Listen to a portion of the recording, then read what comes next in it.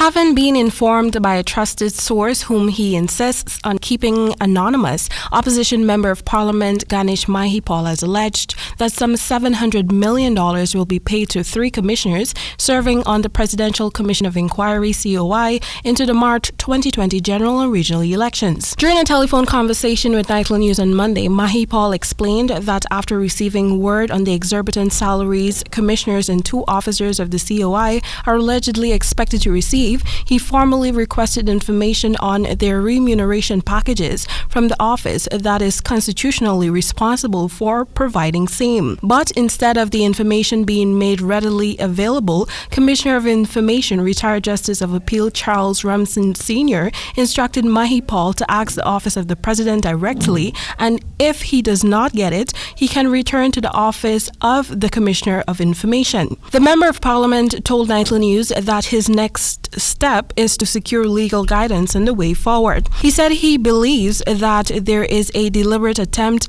by the government to maintain a high level of secrecy about how much of taxpayers' money will be put into the work of the Commission of Inquiry. As such, requesting same from the Office of the President could be an exercise in futility. Not only is the salaries of the commissioners being kept a secret, Mahipaul claims, but also the terms of reference for the Commission of Inquiry. How can you swear in these people and you didn't tell them what was it that they're expected to do? You did not say anything to them apparently on their terms of reference, but you're telling us that they're the ones who are going to do the job. Now, this thing, Timeka, in my view, is nothing but a big sham, because you are supposed to work out as a nation. You are supposed to work out your terms of reference. You are supposed to work out your remuneration package. You're supposed to have the entire package ready, so that when these people take this job, they're taking it knowing what they have to fulfill, knowing what they have to satisfy, and then they're expected to say whether they're competent enough to provide whatever we're seeking to get.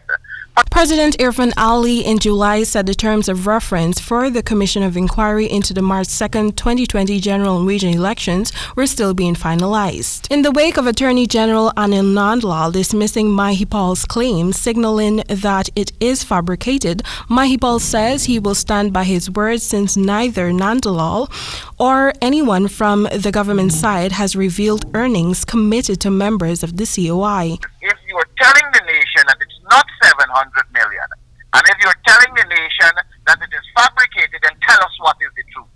Tell us what is the amount. Mahipaul further advanced that the C.O.I is a sham and a political move by the government to shift its focus from the elections petitions presently before the court.